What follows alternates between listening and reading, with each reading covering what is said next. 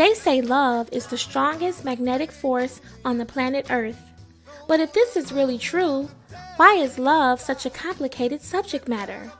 Welcome to Speaking of Love, the podcast, and I am your host, Latoya. I created this podcast in honor of my dad, who was an acclaimed television broadcast engineer and an award-winning sports radio show host. You see, my dad was an amazing guy who achieved levels of success that most people only dream of. He was a star in the public eye, but behind closed doors, my dad endured private struggles. And on March 2nd, 2020, my dad passed away tragically. And now, life for me will never be the same. So I created this podcast as a platform for spreading love in honor of the greatest man I've ever known, my father, Herman McAlpin Jr.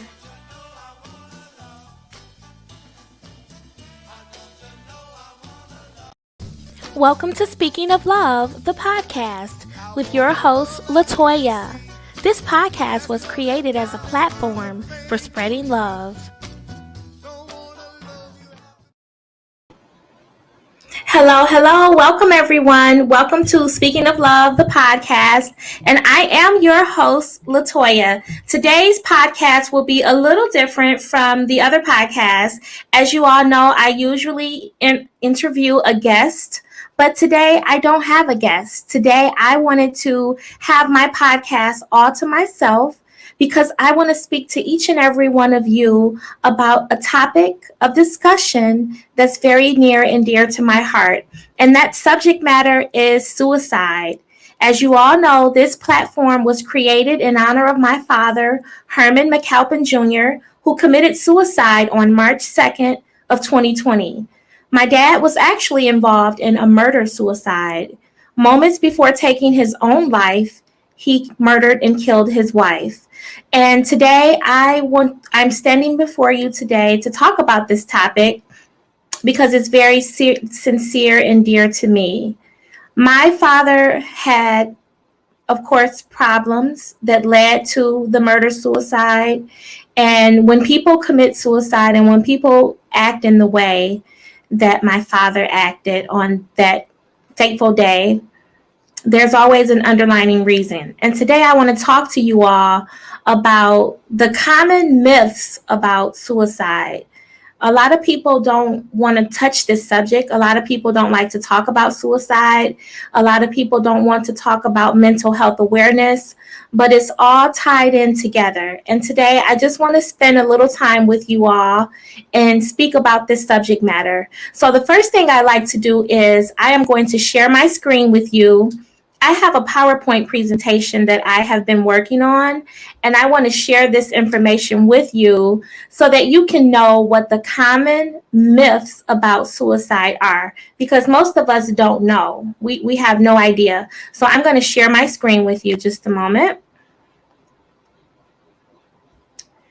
And I'm going to share the window, entire screen.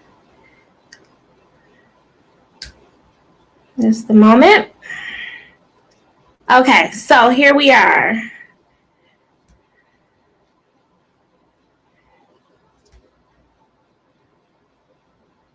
Okay, so here we are. The common myths about suicide. Most people tend to believe that asking a person about suicide will increase the risk of that individual committing suicide. Now, that's totally untrue. It has been shown that asking someone about suicide actually lowers their anxiety and opens up communication and lowers the risk. So if you have a person in your life and you feel that that individual may be thinking of contemplating suicide, I am here to tell you today that it's okay to ask that person.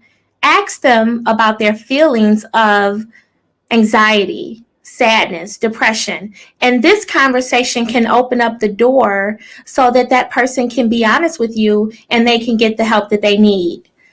Another common myth about suicide is individuals seem to believe that only an expert on suicide can actually stop a suicide from occurring. This is totally untrue. Anyone can stop a suicide. All you have to do as an individual is listen, show that you care, and provide hope. Another myth is that suicidal people don't talk about it. That's totally untrue because most people contemplating suicide have given some sort of clue or they have communicated an intent with a prior to their attempt to commit suicide. So these are some of the common myths. And I'm going to go 1 second. I also have a video that I stumbled across on YouTube, and it's regarding suicide. And I think that it would be very informative today if I share that information with you all as well. This video struck a chord with me, of course, because of the topic of discussion. And I just want to take a few minutes of your time to show you this video that was published on YouTube. And I think it can really, really broaden your aspects about suicide prevention. So let's get right into it. Just a moment.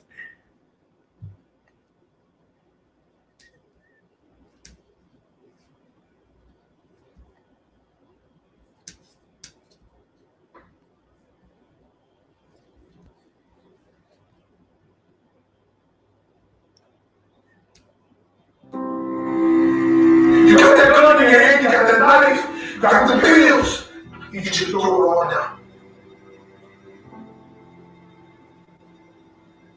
I need you to burn the sins of the past so you can focus on your beautiful future.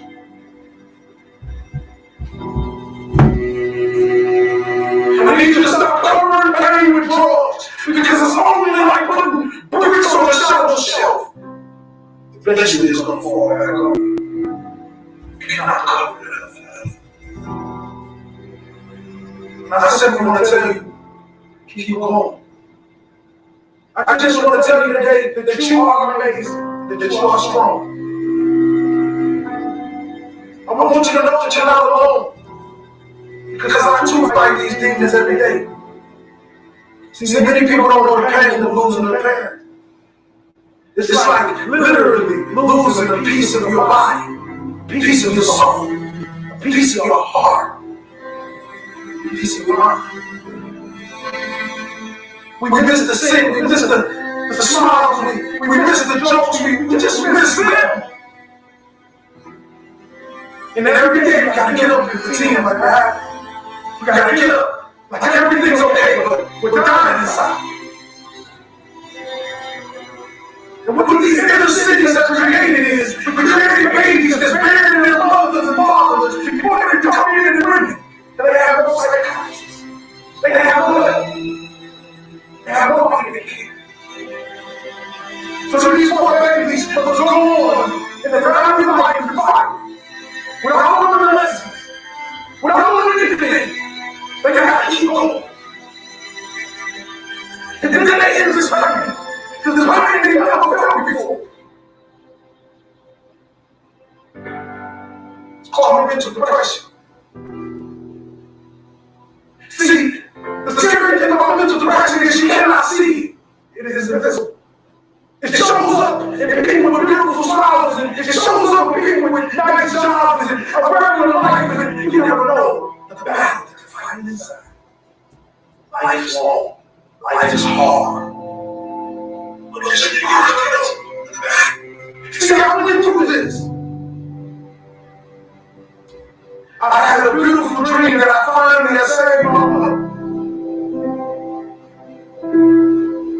When I woke up, my uncle walked in the woods to see me from the past parents.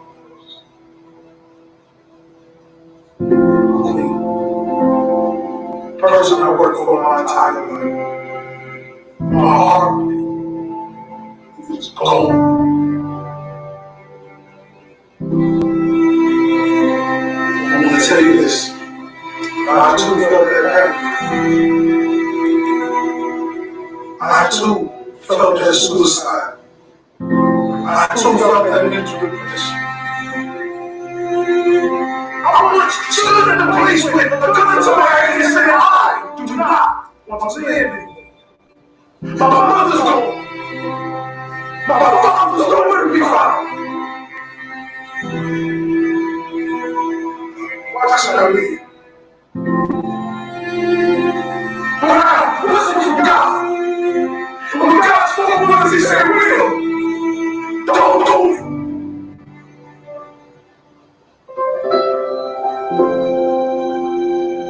Your life is just getting started. When I heard this whisper, the clouds broke apart and the sun started to rise. As I started to cry, and the sun started to dry my tears, it was almost as if God was saying, "So carry myself."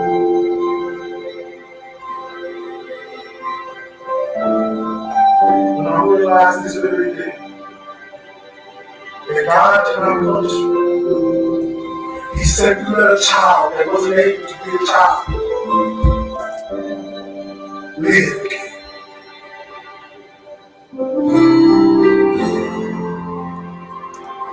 So when you see me, anywhere you see me, I'm doing this for something bigger than myself. I'm doing this for you.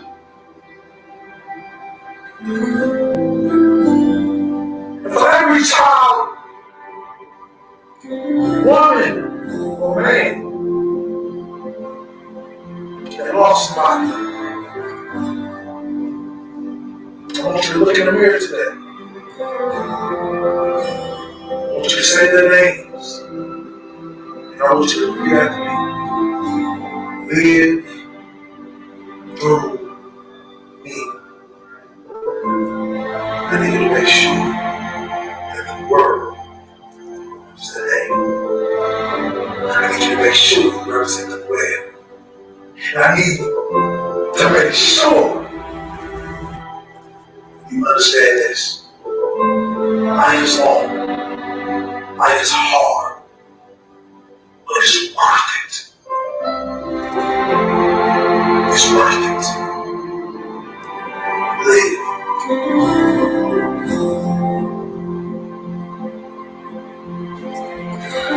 There is hope.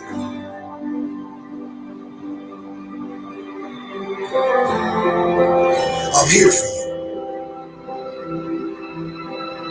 It's difficult, but I need you to talk to your doctor about how you are feeling. I'm serious.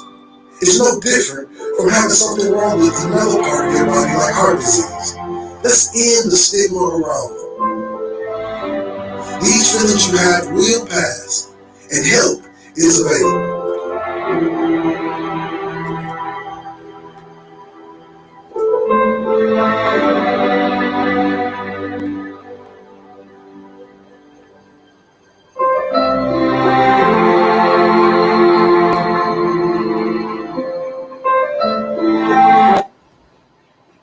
Thank you all for watching that with me. Again, that was Will Hollis. And Will is a motivational speaker on the topic of suicide prevention. And I appreciate him for posting that video on YouTube. When I saw it, it struck a chord with me. And I knew that it was something that I wanted to present to my audience here today, because suicide is real. And since my father's suicidal passing, I have devoted my life to becoming an advocate for suicide prevention. And every week in my classes, every week in my sessions, we have more and more people joining. It's a worldwide crisis. It's not just here in the United States, it's all around the world. And every 11 minutes in the United States, someone dies by suicide. So by the end of this broadcast today, at least 2 more people will perish from suicide. I just want you all to know that life is beautiful, and we all have struggles. We all have times in our lives when we don't want to be here anymore. And actually, that's normal. It's normal to feel that way, considering the circumstance. But when you have those situations, please reach out for help. If you need help today, if you're feeling suicidal, you can send me a private message and I will respond right away. Or you can call the Suicide Prevention Hotline at 1-800-273-TALK. That's 1-800-273-TALK. That's the Suicide Prevention Hotline. And there are experts there to help you through what you're going through. Again, this podcast is Speaking of Love. I dedicated this podcast to the memory of my father, who sits in this beautiful photograph behind me. He was involved in a murder-suicide on March 2nd of 2020. He murdered his wife moments before taking his own life. And no one saw this coming. There were no warning signs. We didn't know that this would occur. So I'm here today to spread the word, to help someone, to reach someone, to touch someone, because I wish that my dad would have been able to watch a podcast or hear someone's voice or call the suicide prevention hotline to get the help that he needed. So now I'm here and I want to do for you all what wasn't done for him.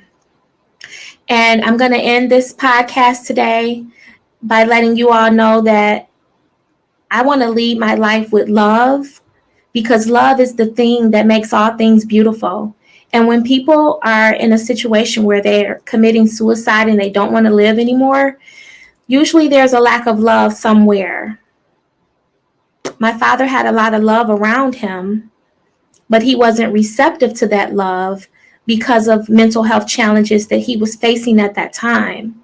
So please know and understand that no matter how dark your situation may be, if you talk to someone, if you go to someone, we can turn this around. Suicide is a permanent solution to most times a temporary problem. And what I do know about suicide is that it really, really hurts the people that you leave behind.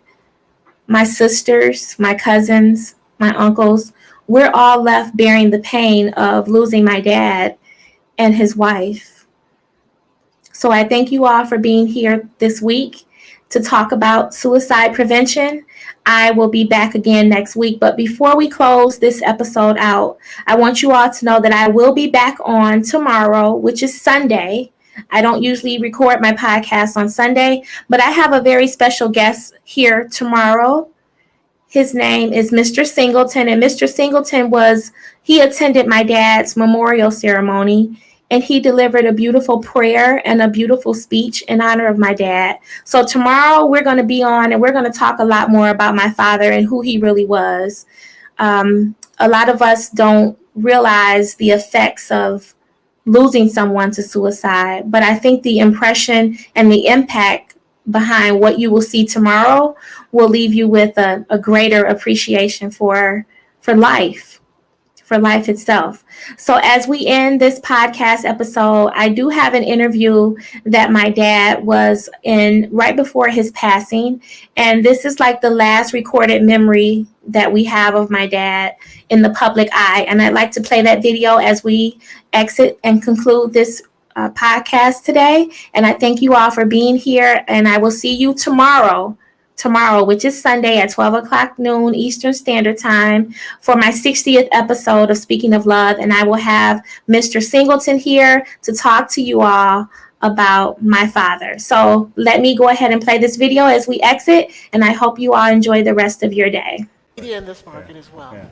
Yeah. Herman, I love that you were all of those different things here at WGPR, and that's sort of indicative of the way the station operated. People did lots of different things, got lots of different opportunities to learn about all of them.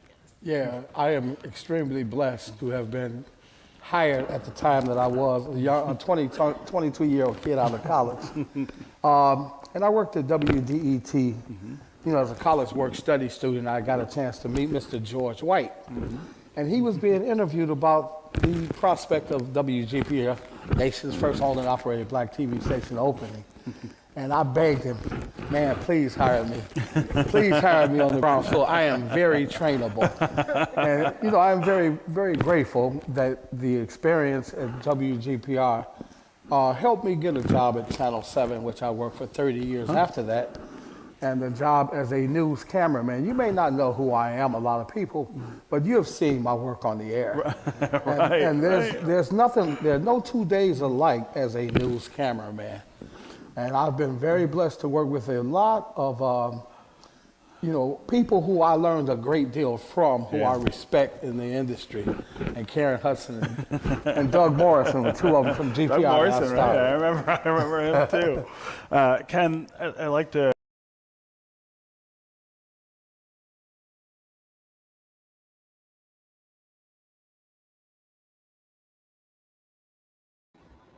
Thank you all for watching. It's been a beautiful day. Have a great day, everyone.